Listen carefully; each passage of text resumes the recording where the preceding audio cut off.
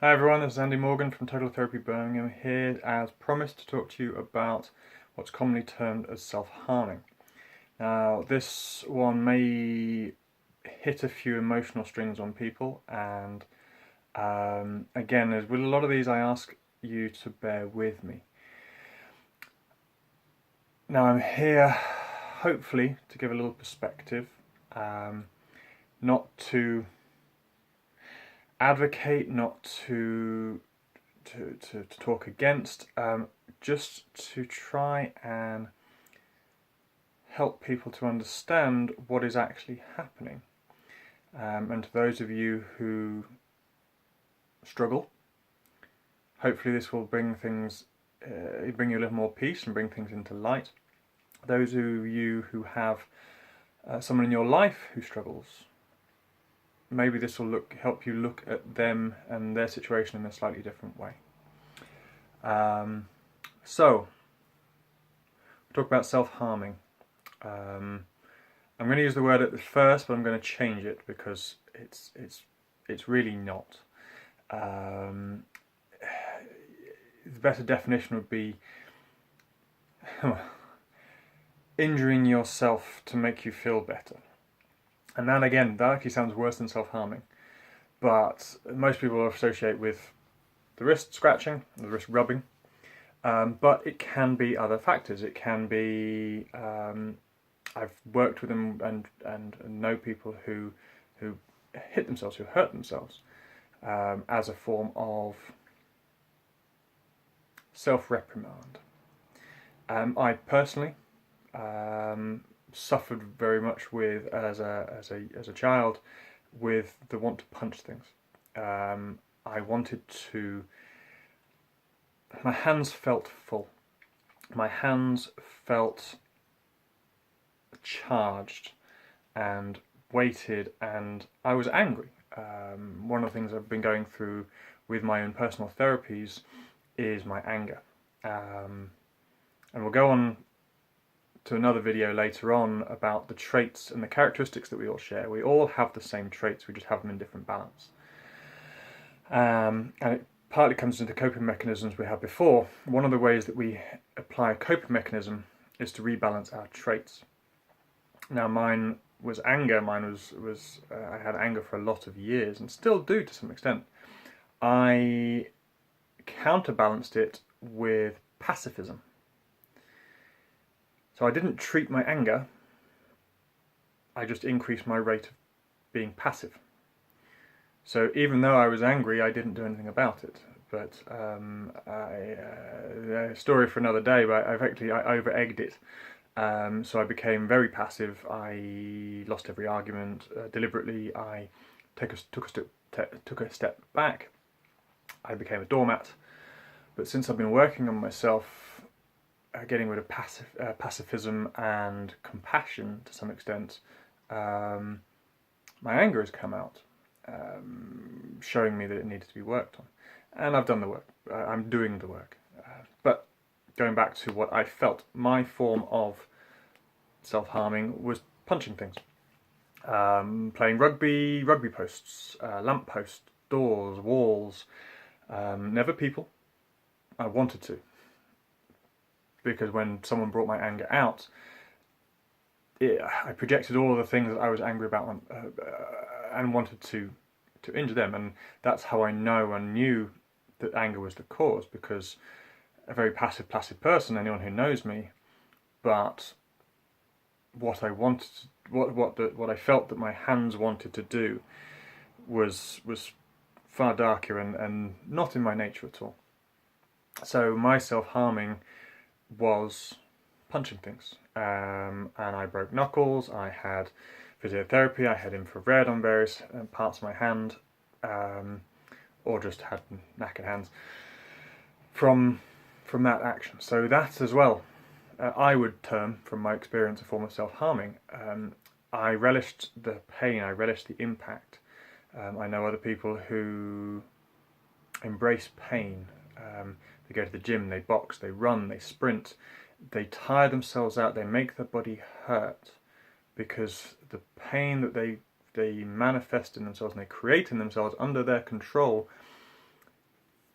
takes away the pain on the inside.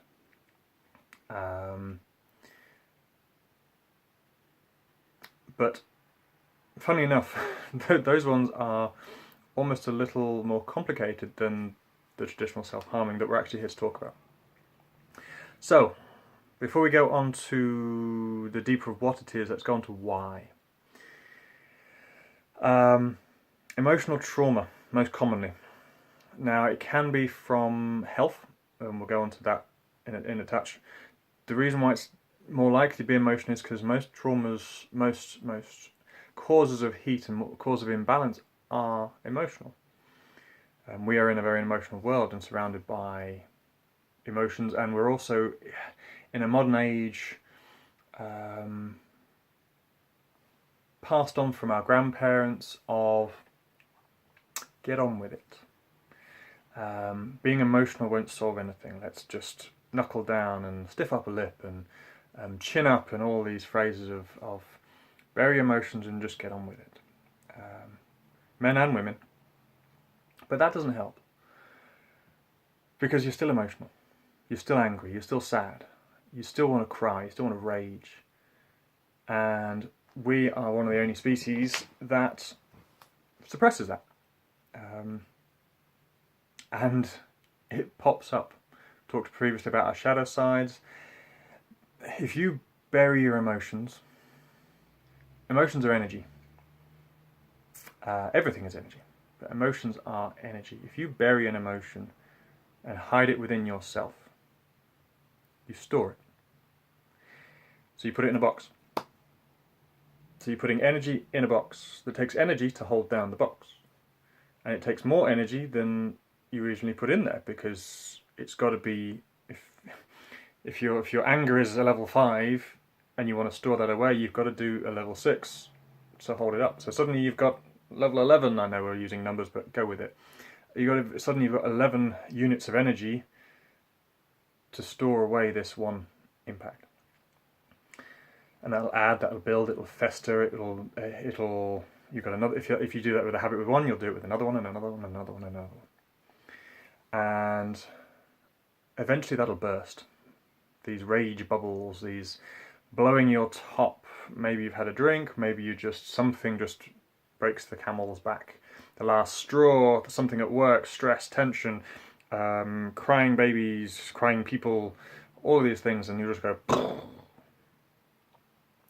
But it doesn't empty the box. It doesn't get to the root of the problem. It just takes off the pressure, so you're back to a 5. And you're back to where you started. So,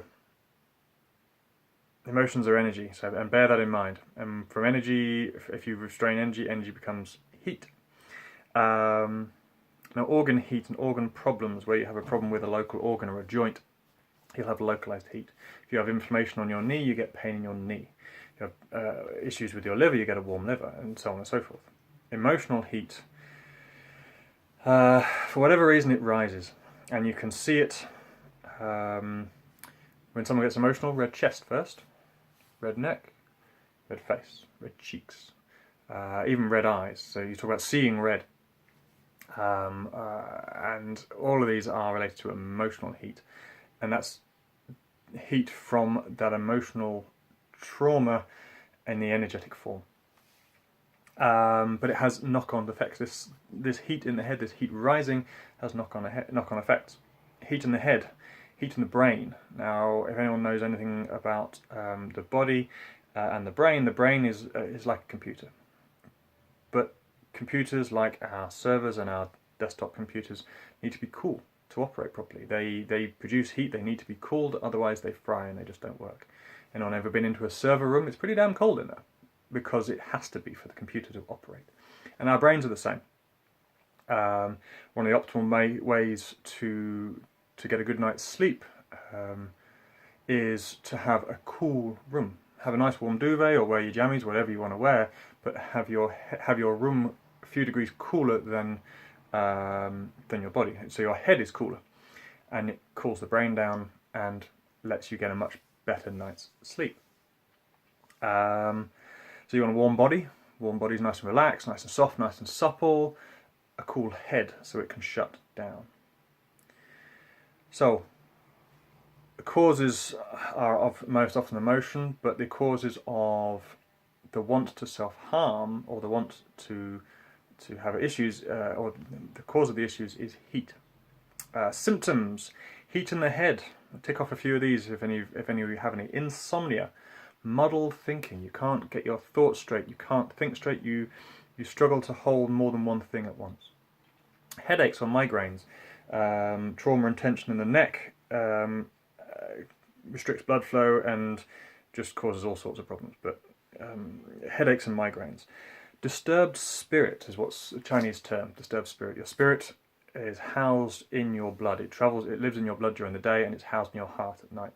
If your blood is hot, you talk about hot-blooded for emotional people. If your blood is hot, your spirit can't settle. Symptoms of that: sleepwalking, absenteeism. People who have so much going on in their head, they just shut off. They're just not present. Mania or madness can go on to these things, and a lot of many psychological traumas are, if not caused by, have symptoms of heat in the head. Higher heart rates and blood pressure. Anyone who's trying to relax and calm down, you're pretty damn sure you don't want to go for a run first, or watch an exciting film, or have a lot of sugar. Ba-bum, ba-bum, ba-bum, ba-bum, ba-bum. Not calming, not restful, not a state that you can chill out in. And that's on top of the original emotional trauma. So you're angry, you're sad, you're anxious, you're grieving, you're confused. Then you've got headaches and migraine. Then you can't think straight. Then you can't sleep, and you've got mania and madness. And so no wonder it's an escalating problem. You can start with one, but if you don't deal with the problems or help to treat it, everything goes to the roof. Which is why many people self-harm. So, the treatment. First and foremost, try and get some emotional help. Emotional therapy, something to help you deal with the trauma. Talk with people you trust, write things down, get things out of your system. The more you hold on to it, the hotter you get. And the more heat is in your system, the more your system will get disturbed, and the more it'll bubble and boil and eventually explode. But at the same time, treat the heat, and that is what people who self-harm are doing. For starters, cold showers, twice a day. We recommend this for most psychological issues. In fact, psychologists are starting to recognise that this is a valid treatment. But I promise you, cold showers twice a day, even if you just cool your head down, it's good for starters. Massaging the back of the neck. Pressure points, if you want to look them up, gallbladder 20. Massaging the back of the neck along the cranial ridge, where it goes. You follow the skull from the ear, and it goes up and then over the back of the neck. It's these 2 points, one on either side.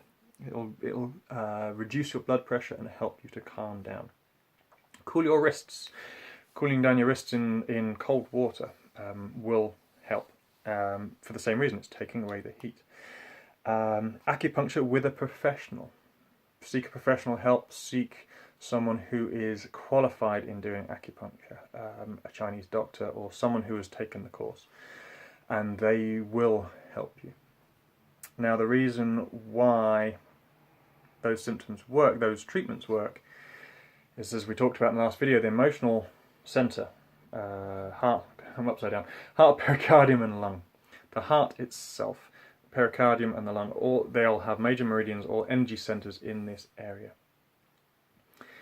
So when we're doing acupuncture, there's key heart points, pericardium points and lung points that we would use to take away the heat. Most of the heat points, if we're doing a treatment for heat of any type in the body, these are some of the main points we use. Heart 7, pericardium 6, pericardium 8, various heart ones are good. Lung 10 is a nice one, lung 7, various things. But what I'm getting at is there's a key point in the body for taking away heat. And it's heat in the blood. So if you rub the area, you get localized heat in the area. This is what we do when we treat with gua sha. We rub the area, we rub the skin with a specialized tool. It increases blood flow into the area by 400% and flushes out toxins. But if you do this on an area with an emotional aspect in this area, it goes bright red very, very quickly. And you keep going, you'll get what's called sha, which is stagnant blood and heat and all sorts of things. It's not bruising, it's not cuts, it's your body clearing out the toxins and bringing it up to the dermal layer, to the lymph. We can also prick, get a little bit of blood out. Now blood takes out a lot of heat. A little spot of blood takes out a lot of heat. And then we're back to the scratching. So most people will scratch, will rub this area, so possibly until it bleeds. And people ask you why? Why this area? Because this is the key area for reducing heat. Why until it bleeds? Because blood lets out a lot of heat. Why do people do it? Because it helps. You ask them, they say, because it makes me feel better. And I don't know why. Because they're treating the heat. And that is all they are doing. It's not self-harming, it's self-healing. But it's been given a stigma, it's been given a black mark, it's been given such a negative aspect because people don't understand the Chinese concept of it, or the deeper concepts of it, of why people are doing it, that it's been given this negative. And it's not. It's not understood. So we mentioned gua sha. We do one of the things we would treat, and one of the things you can be trained in, is how to use gua sha, to use the right tools, using stones like jade, using coconut oil. We even have a treatment called ice gua sha, where we use a specialist tool that's frozen. So the ice, not only do you get the cooling sensation of the gua sha itself, the cooling of the tool helps to take away the heat. So it's self-treatment on another level. And all of these are options to help clear the mind, clear the heat, treat the heat, and get you into a better psychological state so you can think properly and you can deal with and process the original trauma. Because that's the cause, that's the underlying issue. So if you know anyone in your life who rubs, who scratches, who bites knuckles, sucks thumbs, rubs spots, you get how many people on the emotional thing, they're rubbing this area right here, heart 7, key point for heat, key point for the heart. Rubbing the fingers and the thumb, lung, large intestine, all key points. They want to hit things, they hit themselves, or they bite, or they do something at. It's not madness, they're not crazy. They are hot, they're in pain, they are emotionally bubbled up and boiled up to the brain. And they're trying ways to release it. So I ask everyone to take a second, if you hear about this or if you see this, and just sit down with them. Maybe ask them to run their hands under the water. But if they're washing their hands, get them to just run their hands under cold water. Talk to them if they want you to. And those people who have these problems, if someone tries to approach you, let them. If you feel comfortable, if you trust them. But look into these methods. Look into cooling the wrists, cooling the head, cooling the body. Gua sha, cold water, cold showers. Treat the heat, and then treat the cause.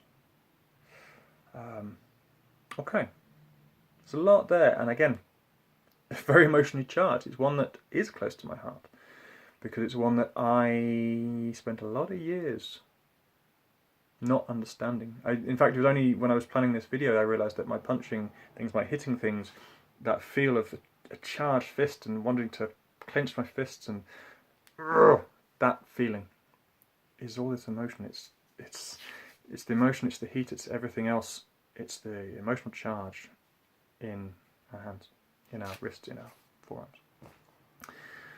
So I have taken a very nice step into helping myself, and hopefully this video helps some of you guys out there as well. Send me any comments if you like. If you do like and you want to carry on seeing more of me, hit subscribe. I am on Facebook if you want to hear any more about the therapies and the treatments. I will be offering emotional therapy soon, which is a treatment that can help. I do gua sha, I do acupuncture, I do massage, I do all the therapies, all the Chinese therapies, or I'm just a good person to talk to. I'll listen. No judgment. Hell, who am I to judge? So yeah, hopefully I can help you guys, or you can help yourselves. Treat the heat. Self-healing, not self-harming. Little phrases, little words, little understandings can make a big, big difference in someone's life. Okay, see you guys soon. I've been Andy Morgan from Total Therapy Birmingham. Have fun.